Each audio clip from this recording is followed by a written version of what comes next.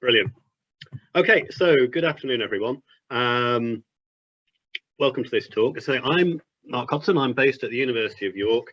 I'm a soil scientist. I've been working on earthworms now for some time. I've got to that point in my career when I don't like to count the number of years. I'm going to talk to you today about some work we've been doing, which is all relevant to this issue of whether you can use earthworms to indicate healthy soils or not. And the thing that everyone who works on earthworms likes to do, of course, is to start off with a quote from Darwin, and I'm no different. Of course, Darwin wrote his last bestseller book, The Formation of Vegetable Molds Through the Action of Worms, on earthworms. And if you've never read this book, what I always tell people is not only is it far more interesting than The Origin of the Species, it's a lot shorter as well, and it's full of great stuff. So there's this age-old quote about how important earthworms are, but more relevant to the talk today in the research I've been doing is that even back in 1880s, Darwin was making the observation that even on the same field, worms are much more frequent in some places than in others without any visible difference in the nature of the soil.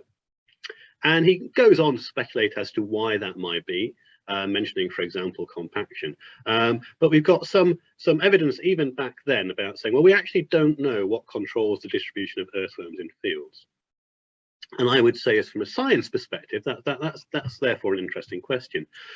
These days, it's also becoming interesting because, of course, with Brexit, the government is re-evaluating how to support agriculture in the UK. And although I'm not going to talk about these different schemes, and I don't know much about these different schemes, generally, earthworms feature in the proposed schemes for assessing soil health. So before we get into my talk, we had some questions for you at the start. I was just quite interested to hear and know what you thought about what healthy soil was and what effects earthworms have on soil. So these are the word cloud things that we'll look at in a minute. And so it looks already like there's lots of words in there. These word clouds are going to pick out key words which lots of people have mentioned. And then we're going to ask a couple of quick, deliberately closed questions about whether you think healthy soils always contain earthworms, and slightly flipped around, whether a soil that contains earthworms is healthy. So it's always exciting at this point because I now have to extemporize on a slide I haven't seen. But Emily, could you share us that first word cloud? Oh, we've got the polls as well. So we're going to do the polls first then. If you have a quick yes, no on both whether healthy soils always contain earthworms and also whether a soil that contains earthworms is always healthy. So what we need you to do is have a quick click on these, just as a yes, no. And these are completely anonymous, so we're not going to chase you down. So yeah, it's just really interesting to see what you guys do. Brilliant. So once we've had a look at these, so it's kind of even Stevens at the moment about whether healthy soils contain earthworms, and a sort of majority of people saying that a soil that contains earthworms isn't always healthy. And it looks like we're getting up to about, yeah, that's good numbers. So that's interesting. And I think I would personally, for question one, do healthy soils always contain earthworms? I would say no, actually. So it's interesting we've got a 50-50 split there. And I'll talk a little bit about why I think a soil could be perfectly healthy without containing earthworms. And then in that second question, is a soil that contains earthworms always healthy? We've got about 30% saying yes, about 70% saying no. And again, we'll get on to see why I would agree that a soil that contains earthworms is not necessarily healthy. So that's great, just to see what those views are. What we want to do now, if it's at all possible, Emily, is to have a quick look at those word clouds.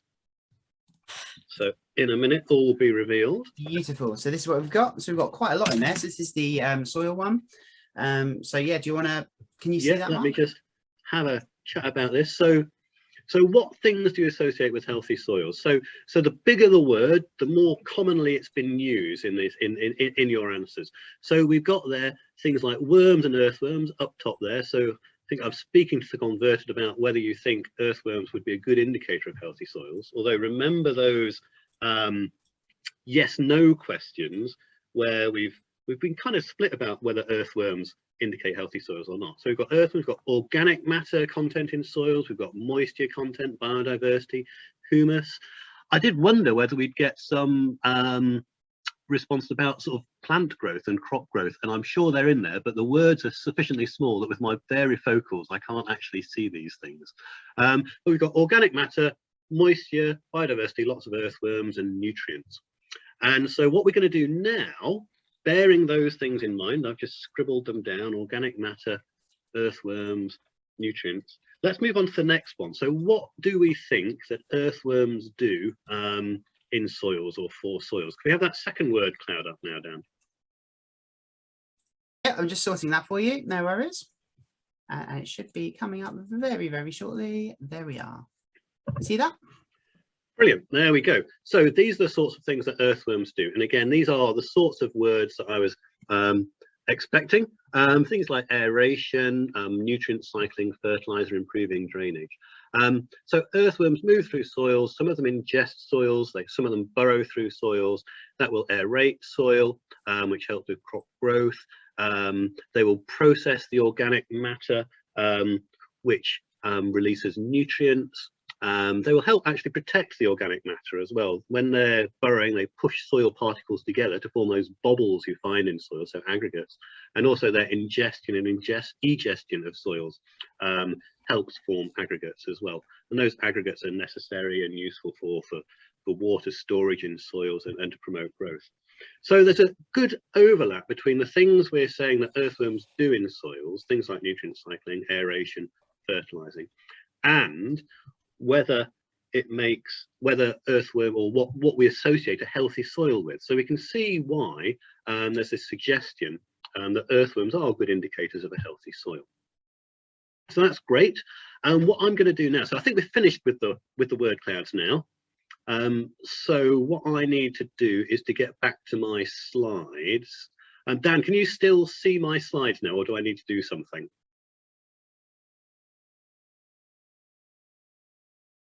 Mark, you'll need to share your screen again. Okay, that's fine. And then there we go. So can you now see my slide in presentation mode? It's the other way around, so you just need to swap it again. How about that one? Is that good? No, we're still seeing your next slide, Mark. All right, I'll try again. And now? Oh, it's not. No, it's still staying the same, and I don't really know why. Right, let me try once more then. I'll just stop sharing. It's the joys of technology. Love technology. It's always fun. Right, let's try it this way. The joy of having more than one screen. Yeah. So what can you see at the moment? That's so much better. Thank you, Mark. Yep, perfect. Right. My apologies for that, but we're on the straight and narrow now, I think.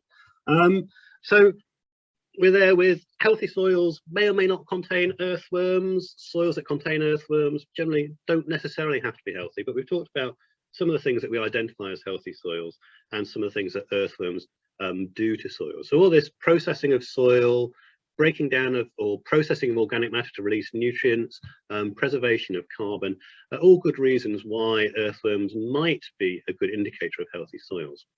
What I'm going to do first, though, is to show you a few examples actually where earthworms aren't necessarily a good indicator of healthy soils. Or, yeah, so we're going to start with this one. So this is work that I haven't done. But you can see here we've got two left-hand images, a nice sort of green, verdant forest floor with lots of saplings and green leaves. And then on the right, some images where perhaps we might say that doesn't look like such a healthy ecosystem. It certainly doesn't look such a planty ecosystem with lots of greenery there. And as you can see on that side, actually those plant species, the richness has been reduced by almost 20%. And so these, you might be forgiven for thinking these are two different forests. Actually, of course, they're exactly the same forest. And these photos have been taken looking in different directions from the same spot. And so on the left, if you dug in the soil on the left, you would find there were no earthworms there. On the right, you would find there were lots of earthworms in that soil. And so this is the wonderful example of earthworms behaving as invasive species in America. And what they are doing is having a big impact on the ecosystems. So where have these earthworms come from? Well, at the last glaciation, the last ice age, the glaciers sort of covered America and stripped off all of their soil and the things that live in the soil with them. And then over time, the soil's redeveloped. But because of the isolation or separation of continents, there's the soil biota that's developed in America is very different from that on continental Europe and the UK. But then when Europeans colonized America, they often brought earthworms over in the ballast of their boats. And that in part is where the European earthworms have come from in America. And the other place they've come from is fishermen. So this is a nice slide from the Great Lakes region. If you're up there, if you're a fisherman, I'm not a fisherman myself, but you can buy earthworms out of vending machines, hard as that is to believe. And there's actually a wonderful map, I couldn't find it for this talk, that shows the distribution of European earthworms in the Great Lakes. And you can see them concentrated around the fishing stations around the lakes, and then around the roads which lead onto those fishing stations. And so partly the spread of earthworms in parts of America is down to their disposal as bait. And what happens, of course, is that the ecosystems have to change and adapt to take care, or not take care, to adapt to the presence of a new organism. And so in this slide, you can see on the left-hand side, we have got, as it says here, a lightly infested, so very few earthworms, forest soil in America. And you can see at the top, up in this area, yeah, you can see my pointer, I think. You can see this really thick layer composed of leaf litter and decaying matter. But over here on the right, when you have a heavy infestation of earthworms, we're not used to thinking about those sorts of terms for earthworms, but when you have lots of earthworms, they change the nature of the soil. They get rid of a lot of the sort of thick layer of leaves on this ecosystem. And so what you can see is that the impact this has. So before invasion on the left in these photographs, and after invasion on the right.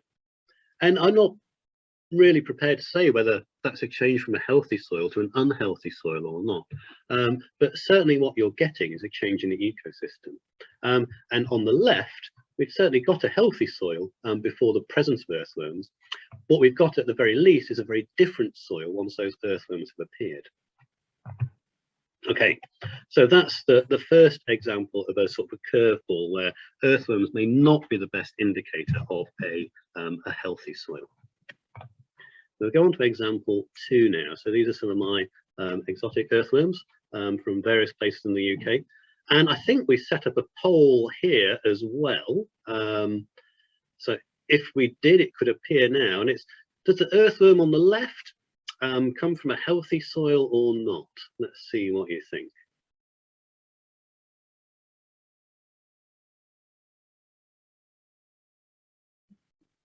And so, yeah, that's looking pretty conclusive. The majority of people, 80% saying that earthworm on the left with that very distinctive yellow tail is probably not from a healthy soil. I would agree with you. If you found an earthworm like that in your allotment, you'd probably want to stop growing vegetables. So let's move on to the next slide. I can do that, and the next poll question as well. So again, here are some earthworms. That earthworm at the bottom, visually stunning, see-through. You can see its intestines wiggling all the way down. I love this photograph. Is that earthworm from a healthy soil?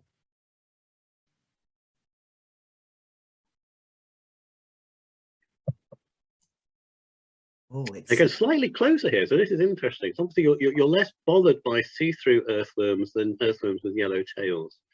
But again, there's a slight majority there, about 60%, saying that earthworm at the bottom, which looks see-through, is not from a healthy soil. Okay, thank you for that. You'll be pleased or not to know that's the last of the audience participation until we get on to questions.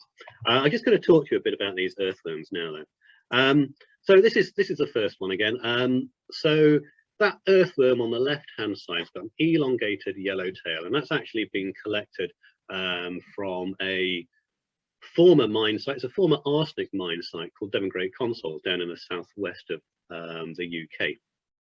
This is work that was started off by Caroline Langdon and Trevor Pearce at Lancaster University. I got involved and did some work with Pete Kill John Morgan, Stephen Sturzenbaum from Cardiff, and Dave Spurgeon from CH Wallingford.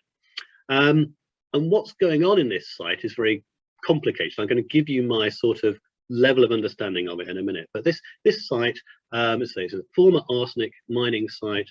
They used to brag that they'd got enough arsenic on the export keys from this mine to poison the entire world. It's not necessarily something you want to brag about, but that's what they did. There was a thriving business in the export of arsenic. If you carried out a standard earthworm taxonomy identification of these earthworms, looking at, counting the segments and looking at pores and the mouth parts and the reproductive organs, you would identify both of these earthworms as Lumbricus rubellus. The earthworm on the left, it's got a yellow tail, as I understand it, partially because it has something called it's got a chlorogog, which is the sort of diffuse organ, which is kind of liver-like. It helps earthworms deal with contaminants and detoxifying things. And it's enlarged in that left-hand earthworm. That's why it looks so yellow in its rear end. It's because you can see it through the earthworm's skin. If you look genetically at these earthworms, actually they're genetically pretty similar. They've got the same sorts of genes. It's just that the one on the left has turned on some genes, which the one on the right hasn't, through a process called methylation, which is a terribly complicated genetic thing that Pete Kill understands and I don't fully understand. But certainly, if you take an earthworm which isn't used to living in the Devon Great Consols arsenic contaminated soil, if you take an earthworm which isn't used to that and put it in the soil, it won't be happy and it won't survive.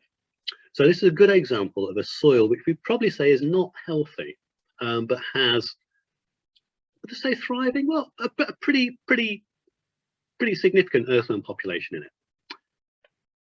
If we move on to my second example, so this is an example from Jane Andre's PhD, which I was involved in along with Pete and John and Stephen from Cardiff, and Stephen's now at King's College London. So this is say another example of a mine site. This is a former lead and zinc mine site, and here this one's particularly interesting because unlike the case with the Devon Great Consols earthworms, the earthworms here that survive at this site are genetically distinct, and so we are very clear in our minds that what we're actually seeing is a good demonstration of evolution. There's an environmental stress being exerted on these earthworms from the lead and zinc content in the soil. And that creates a selection pressure. There are offspring produced, some of which have a selective advantage, and that selective advantage is inheritable. We know that because it's reflected in the different in the genetic populations. And so this is evolution in action, and probably occurred over about 100 to 200 years. So what's going on with these sites? So this is my sketch of an earthworm, so you can see why I'm a scientist and not an artist. This reminds me a bit of a glove or a sock puppet. So this is my earthworm moving along in the soil. This is a rubbish drawing. This is the front end where it's ingesting some soil, and the soil moves from left to right. So when earthworms ingest metals, in broad terms, either those metals become present in a soluble form, so they're dissolved in the fluids of an earthworm, can move around and they can have a toxic effect, or they get precipitated in insoluble form, usually as a metal phosphate. And if that happens, those earthworms are rendered, or those metals are rendered non-toxic. And if we do experiments, what we can see is that what I've labeled here, these naive earthworms, that's a wonderful ecotoxicological term. So earthworms which haven't been exposed to metals before, they are less good at converting metals into that insoluble, non-toxic form than our adapted worms. So with my PowerPoint skills, there we go, that's a naive earthworm, partitioning metals between the soluble and the insoluble forms. The earthworms from our contaminated site are far more efficient at moving those metals into an insoluble, non-toxic form. So at this site, the earthworms that live there are far better at detoxifying metals. And if we go then slightly further, we look at the sort of genes these earthworms have got, what we can see is that in the contaminated site, the earthworms have far more genes which are related to moving calcium around their bodies. So that's important and interesting, because one of the ways that lead and zinc have a toxic effect is that metabolic processes mistake that lead and zinc for calcium. So you have a protein, it goes around, it grabs what it thinks is calcium, It proudly delivers it to a site of metabolic action, some sort of biological process. It says, here's my calcium, but actually it's lead or zinc, so that process can't happen. And that's one of the ways that lead and zinc have some sort of toxic effect. I think it's a bit like your pet cat giving you a dead mouse. You don't really want a dead mouse. So these proteins and things that trying to move calcium around bodies are getting the wrong element. So the fact that these evolved earthworms from the contaminated sites have more genes involved in moving calcium around, maybe that means they can afford to make more mistakes. And that's why these earthworms are able to survive there. And the other possibility is that those genes that are involved in moving calcium around their bodies might actually have evolved and mutated. So actually they deliberately target the contaminated metals, the lead and the zinc. And we've got hints that that might be the case because we look at some of the proteins that the genes produce. So here's a cheerily named Sarcoplasmic, Endoplasmic, reticulum, calcium ATPase. So this is a protein involved in moving calcium around earthworms. What you find is that the structure of this protein is slightly different between our evolved populations and our non-evolved populations. So there's a good argument that these earthworms have evolved, they're genetically distinct from their naive, non-contaminated soil colleagues, and we think they've evolved so they're better at dealing with the metals they encounter. So again, that's another example where you might find earthworms in a soil, but you might not say that that soil is healthy, because if you add naive earthworms in that soil, they will not survive. So that's kind of the first half of my talk. What I wanted to start off with is talking a bit about why the presence of earthworms in a soil does not necessarily mean, under any classical definition of a soil, that soil is healthy. And so what we've got time for now is a quick pause, maybe no more than about 5 minutes, to answer any questions about that side of my talk before I move back into the sort of field of, what I call regular soils. So uncontaminated pasture soils is what we're going to deal with next, and earthworms in those soils. But before we move on to that, it's just an opportunity. If anyone's got any questions they'd like to ask about that material about earthworms in contaminated soils. Yeah, so we've got a couple. Gareth is asking, are there any links about the work on the worms of the place I cannot pronounce? If there is, I'll have a little look and see if I can find them. Do you know if there are, Mark? There are. So my attempt at the word will be commissed with. If you search in Google, if you type in earthworms, Andre, Hodson, Kill and Morgan, you will find those papers. So it's generally academic papers, and they were published. I think actually, if we just nip back, yeah. So these are the papers to look for. So this is the paper. So that's the reference, or one of the references. It's got lots of other references in it for the earthworms at the arsenic contaminated site. And this is the reference for the earthworms at the lead and zinc contaminated site in Wales. Beautiful. And what I'll probably do is take them off at the end, and I'll add that to any of the follow-up material that we send out. Okay, so that's cool. We've got another question as well. A couple of people have asked, what is a healthy soil? How do we define it? Is this something you're talking about later, or want to address now? I was trying to avoid saying defining a healthy soil, almost deliberately. For me, I think some of the words that were on that word cloud are absolutely right for me as well for a healthy soil.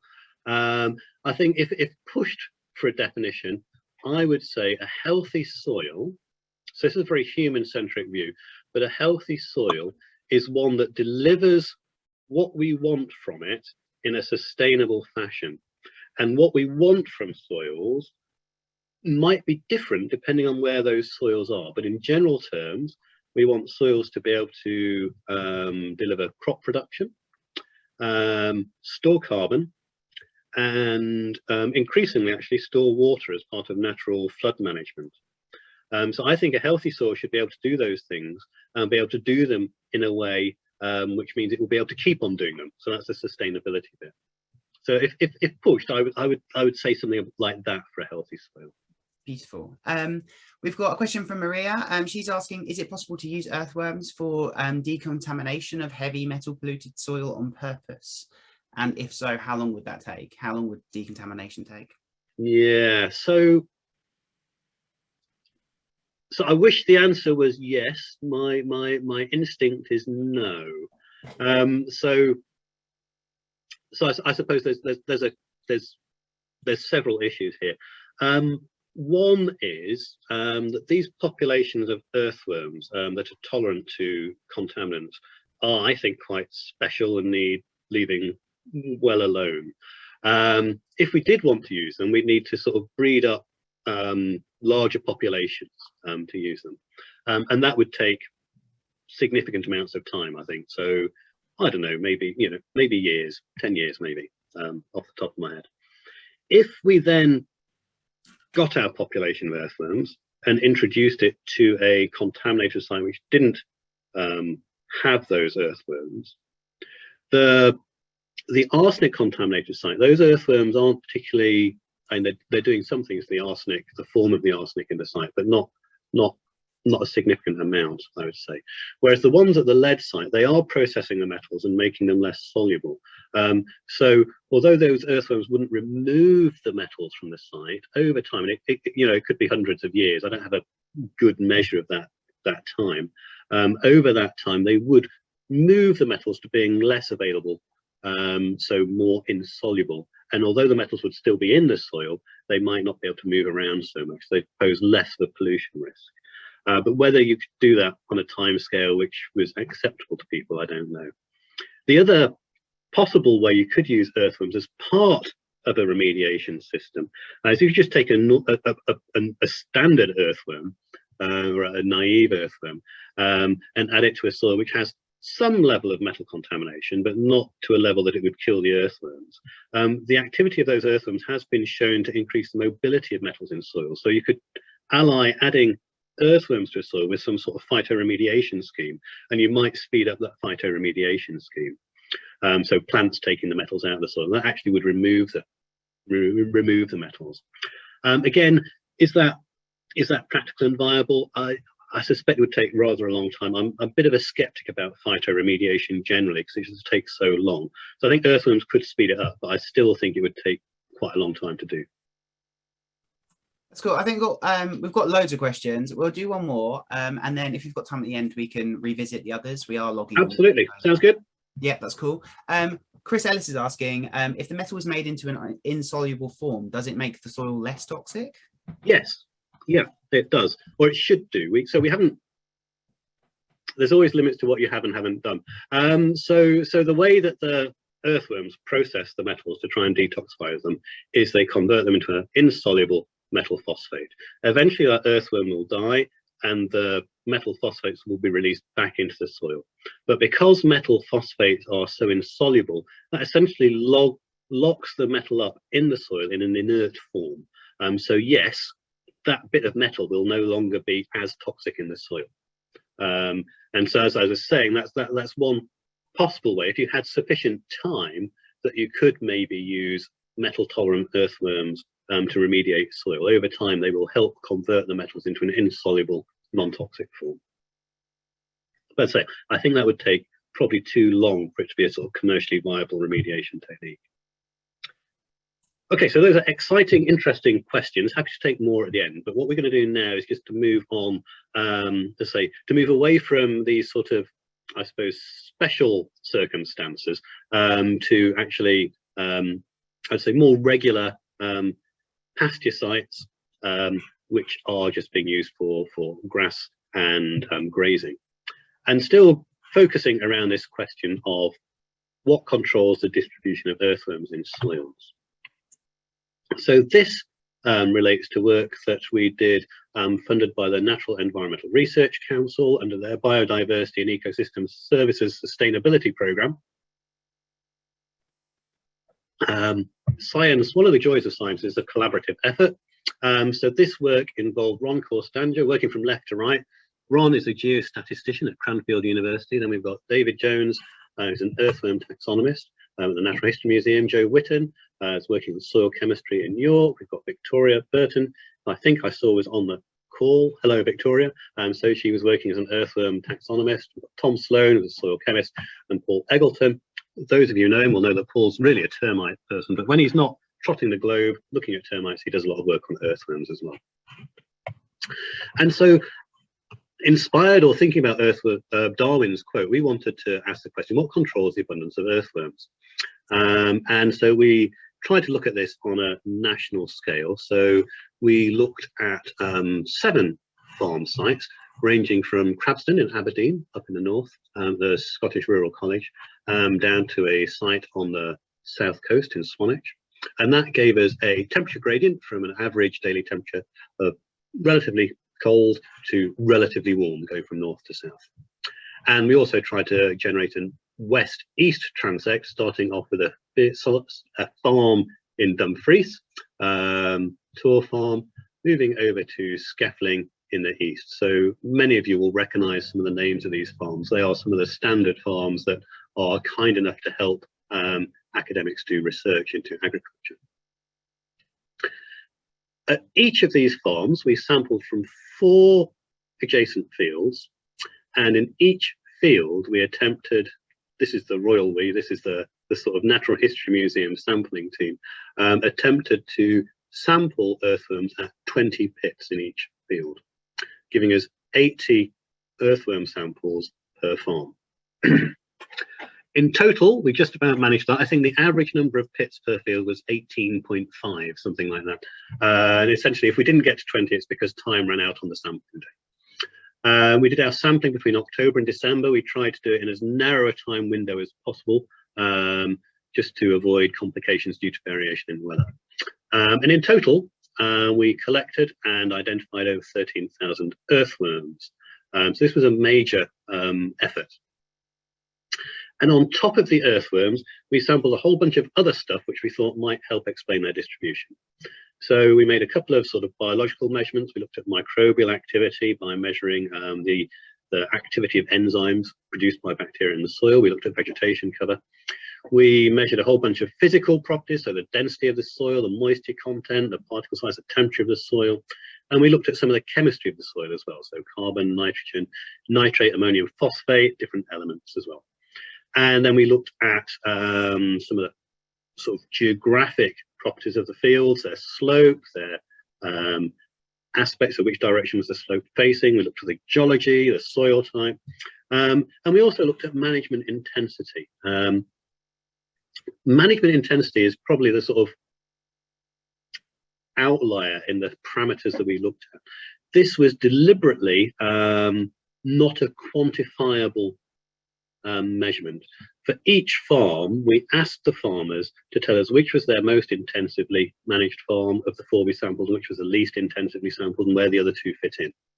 We purposefully didn't define what we meant by management intensity. So for some people, it might mean the number of grazers on the field, or it might relate to the amount of manure that's been put on the field. And we just let the farmers tell us how intensely managed each field was. So we made a whole bunch of measurements, and we hoped that that would tell us something about the distribution of controls on the distributions of earthworms. So, few numbers here. So this is just a plot of the number of earthworms of different types we found. So I'm sure many of you are well aware we get, in broad terms, 3 types of earthworms. We get the epigeic earthworms that live on the surface of the soil. We get the endogeics who live in the soil itself, actually ingesting soil to get their nutrients. And we get the anesic earthworms who live in sort of semi-permanent vertical burrows that sort of come out at night, feed on vegetation, and pull it back into their burrows. And what we saw was that generally the most abundant earthworms in our pasture sites were endogeics, about 80% of these sort of soil dwellers, about 20% epigeics, the surface dwellers, and anesics were about 6%, so in the minority. And within that, the majority of our earthworms were immature, so they didn't have a saddle. We couldn't identify them. We could split them into endogeics, epigeics, and anesics on the basis of things like size and pigmentation, but not down to species level. And then the most common earthworms we encountered were Caliginosa and Chlorotica as endogeic earthworms. We got Rubellus was our most common epigeic, and longer, actually, rather than terrestris, was our most common anisic earthworm. So that's some sort of basic raw data about the types of earthworms and the numbers. So we didn't find all of the UK's native earthworm populations, but we found a lot of them. What I've got on the next slide is a plot showing the different farms along the horizontal axis. So we've got Crabston, Tor Organics, Skeppling, Loddington, Manor Farm, Elm Farm and Swanage. And on the vertical axis, we've got the number of earthworms we found per square metre. And each of these bars, each of these vertical bars is a different field. They're labelled F1 to F4. Those are the field numbers, but they're actually arranged in the order from least intensively managed to most intensively managed. So for Crabston, that corresponds to the field numbers, F1, F2, F3, F4. Slightly confusingly, it doesn't for all of the farms. So F2 at Tor Farm, for example, was the least intensively managed field. F3 was the most intensively managed. And what you see from this slide is that on average, we were finding between 400 and 600 earthworms per square metre in these pastures, but there's no particular pattern in terms of moving increased intensity and increased earthworm numbers. So it's not the case that low intensity management of these pasture systems gave us or higher earthworm numbers, and high intensity management gave us low earthworm numbers. There was no real pattern there. What we then did is Ron did some of his statistical magic. So we did something called Bayesian belief networks. These are have their origins actually in medical science, and my understanding of them is they predict the likelihood of a bunch of stuff you've measured, so all of our soil, chemical and physical properties. So how likely is those variables to come together to produce a particular result, in our case earthworm abundance. In our statistics, we're able to predict about 57% of earthworm abundance. And the key drivers for abundance were things like the field temperature and moisture content. So these are sort of things which are dependent on the weather and the climate, nothing that we can control. So we deliberately did our north-south, hot to cold, and west-east, wet to dry gradients. And this showed us that field temperature and moisture content were important drivers for earthworm distribution. We also saw nitrate and soil density were important. So these things are under the control of whoever's managing those fields. And you could imagine they might be linked to intensification. So as the soil becomes more intensively managed, you might get more farm vehicles on it. So that might compact the soil and change its density, increase its density. And you might have more nitrate inputs into a more intensely managed soil. So the key thing, though, is that this analysis isn't saying that with a higher temperature you get more or fewer earthworms. It's just saying that temperature and these other data help to explain the distribution of the earthworms. And if we looked at the farm level, management intensity was important as well. We couldn't do this at the national level because management intensity hasn't been defined in a fixed manner. So at one farm, management intensity might be defined in a different way from another farm. But at the farm level, management intensity is playing a role in controlling the abundance of earthworms. And this is much the same across all three earthworm ecotypes. We then did some analysis called general linear modeling. We took our earthworm abundance at species level and looked to see how that abundance varied with properties. And the main two properties we saw, which had a control, a sort of regular definable control on earthworm abundance, was soil bulk density. So for these different species, the different coloured lines are different species, that tells us that somewhere in the middle of a sort of middle range soil bulk density, we got more earthworms. And the same with nitrate. Earthworm abundance increased with soil density and with nitrate content, and then started to decrease again. All our other parameters, things like pH and soil moisture, didn't really show us any clear trends.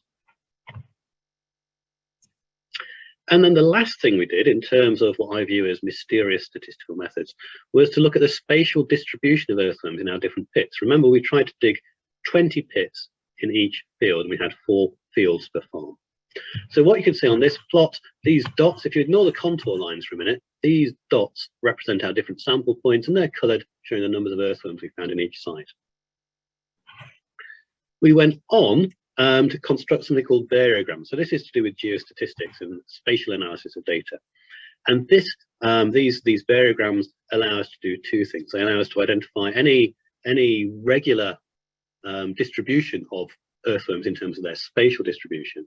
They also allowed us to construct these contour lines that you can see on the maps. So these maps again allow you to predict the numbers of earthworms you'd expect in a particular field. So these fields are for tour farm, and they show us a range from some sites we'd expect 0 to 4 earthworms in a pit, some we'd expect 37 to 41. And what this spatial analysis told us was that in 2 of our farms, the distribution of earthworms seemed to be pretty random. Whereas in the other 5, we got distinct patches which were earthworm rich. They were about 30 to 100 meters in dimension, and other patches where the earthworms weren't enriched. So this was telling us there was a patchy distribution of earthworms in our fields. What we then did is took all of the other parameters we'd measured and looked to see whether that patchy distribution was correlated with any of the other variables that we'd measured, but it wasn't. So we couldn't actually use our spatial distribution of other parameters to predict earthworm numbers at these sites. So the last thing we did with this data was to say, well, given that we've got this patchy distribution of earthworms, how many samples should we take if we want to know how many earthworms are actually in this field? So how many samples do we need to take to get a representative number? And we reckon you need about 8 to 10 pits per field if you want to get a true indication of your earthworm abundance. And that matches quite well actually with Jackie Stroud's 30 and 60-minute earthworm surveys, which some of you may have taken part in. So where does that leave us with that spatial stuff? Well,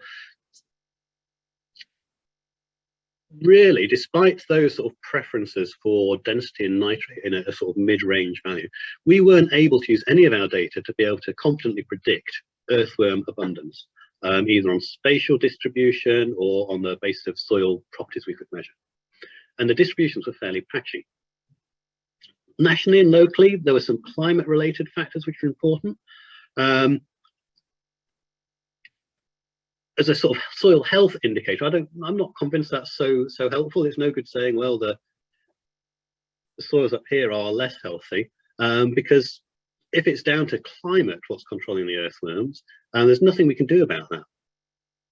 But there was some impact that soil density and nitrate were important, and of course that means that you can manage soil density and nitrate. So there are some ways that you could manage fields to control earthworm abundance and to increase earthworm abundance, and therefore, in quotes, increase soil health.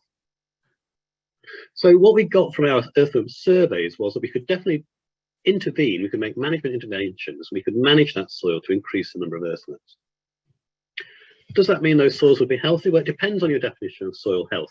I think from the list of things you guys have said earthworms do, we'd all agree those are useful things in soils, or aerating soils, helping nutrient cycling. So it seems like earthworms do lots of good stuff under normal circumstances, and therefore it's not unreasonable to say we'd like some more earthworms. So in that case, you'd probably say, yeah, we could use them as indicators of good soil health. And if you're going to sample numbers to get an idea of how many earthworms you've got in a field, between 8 and 10 samples, we think, per field. These were these were fields between about 1 and 13 hectares in size. But all I would say is, I'm not saying we shouldn't use earthworms as indicators of soil health. I think earthworms do lots of good stuff in soils, and there's something we can measure, and who wouldn't want more earthworms in their soils, unless they're invasive species. But from my perspective as a scientist, I just wish we would still better understand what actually controls the earthworm distributions in fields. Because at the moment, if I go to a field and dig a pit, I would not be able to predict accurately before I did it whether there are going to be many or few earthworms in that pit.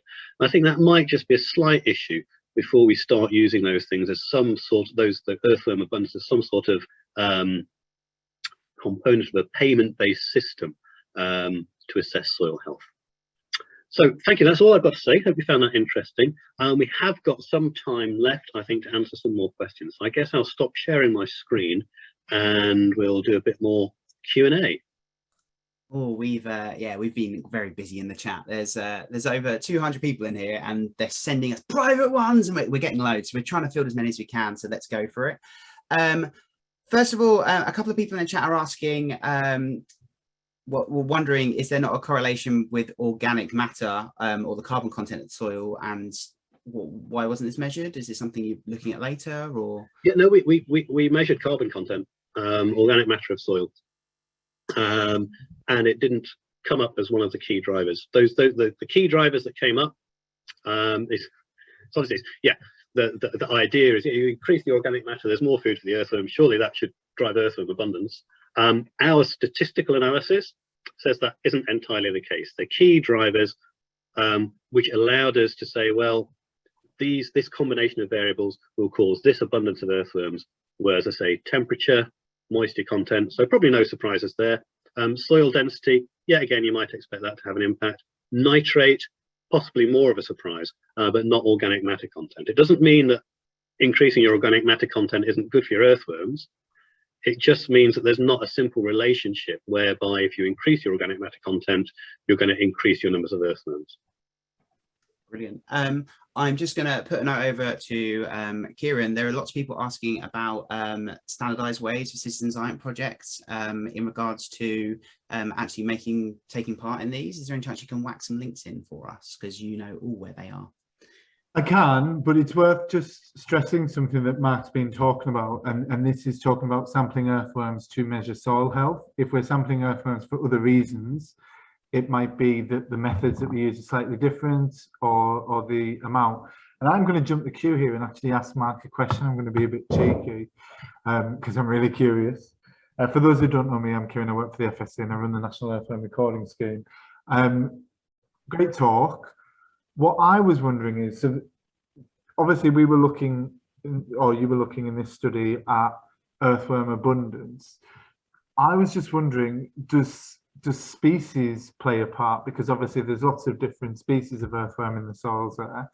So are the numbers, did you break down the numbers by species and look at if there was individual impacts on the number of each species or the diversity?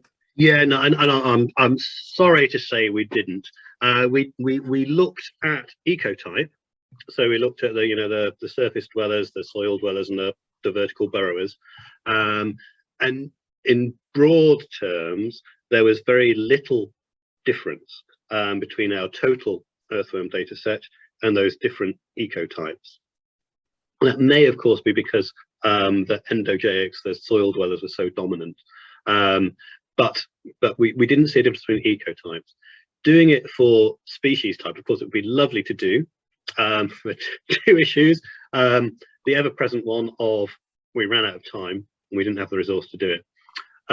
The other one, you can see that if you think about that abundance graph I showed you of the abundance of the different earthworms, you could probably have a good shot at doing that with things like Caliginosa and Chlorotica, some of the endogeics. We've done that already. As you move down the list and the abundance, it gets harder and harder to do reliable statistics. And I suppose also at the back of our minds, we were thinking, well, if this is useful stuff for assessing soil health, people are probably quite happy looking at earthworm numbers, and they may even be happy looking at ecotypes, because generally, the anesic ones are the big ones, and the endogeic ones are in the soil and they're not pigmented, and then the epigeics are on the surface and quite small. You probably wouldn't want a scheme which involved going down to species level. So we haven't done it at species level. The data is all publicly available. If someone wants to do that analysis, I'd love to, but I don't understand the stats, and Ron's too busy. But I'm sure, yes, there is some impact of species, because that general linear modeling we did, showed preferences for particular nitrate and density levels, and they varied between species. So there's undoubtedly an effect of species, but I'm afraid we didn't do in-depth looking at that. Okay, thanks, Mark. Right, back to you, Dan. Sorry. I mean, we've got so many, it's so hard to choose something. We've got some people asking about the depth and the size of the pits. I think someone has quoted something in a paper saying 20 by 20 centimeters at a depth of 10. Is that correct? Yeah, that's our standard Whenever you ask anyone how to sample earthworms, before you've opened your mouth, they've got, oh, I wouldn't have done it like that. So yeah, our standard method is, it's approximately a spade's width by a spade's breadth, down to about 10 centimeters. We hand sort that soil. We also apply some mustard solution to the base of the pit, let that soak in as a sort of skin irritant. The earthworms come out. You wash off that skin irritant with some water, and you collect those earthworms as well, because that's better for getting the deep burrowers. Beautiful. I guess the last one would be, do you think the impact of other species in the area, be it parasites or even things like nematodes, or the plant diversity, do you think that would have an impact as well? Or you'd think so. So on the plants, so we did do percentage vegetation cover, and we broke down those vegetation types into, and I'm afraid I forgot, but different types of vegetation, not down to species level, but different styles and types of vegetation, using a fairly standard vegetation classification scheme. What we didn't look at is, predation, parasites. There's I think I saw it flashed up in the chat, the dreaded New Zealand flatworm, which evidence suggests is an issue in the north of the country. But not so much down in the south. One thing we'd like to do to take this further, I'm sure NERC aren't on the call and they don't have bottomless pockets, is to do this again and do some more measurements incorporating things like parasites, which are known to exist on earthworms, because we're sure that that sort of thing must impact on their distribution as well. Yeah, I think we'll have to nip it in the bud there today, because there is just so much going on. I'm actually going to collate all these questions and ping them over to Mark anyway to see if there's anything he would like to address in anything else he's doing. I have put Mark's Twitter handle into the chat, so you're welcome to contact him about earthworms, I guess, if you're happy with that, Mark. Yeah, that's fine. If all 200 of you bombard me with questions, it will take me a while to get around to them, but yes, feel free. Very much so. There's a reminder as well, you can actually download the chat while the call is still open. So there's the little 3 buttons at the bottom right. Click that, it will say download chat. I've put the slides in regards to the word clouds earlier. People were asking about them. Can I see them? Because they were moving around because people were adding at the time. They are available there to download.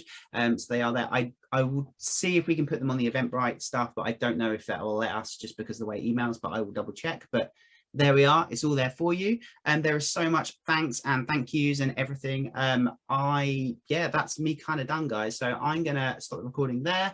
And if you wish to unmute and say goodbye to Mark, you are more than welcome to do so. Just quickly, Dan, I just want to do a quick shameless plug. For anybody that would like to learn more about earthworms, we cover earthworm biology, diversity, ecology, and even get you out looking for earthworms with our online Discovering Earthworms course.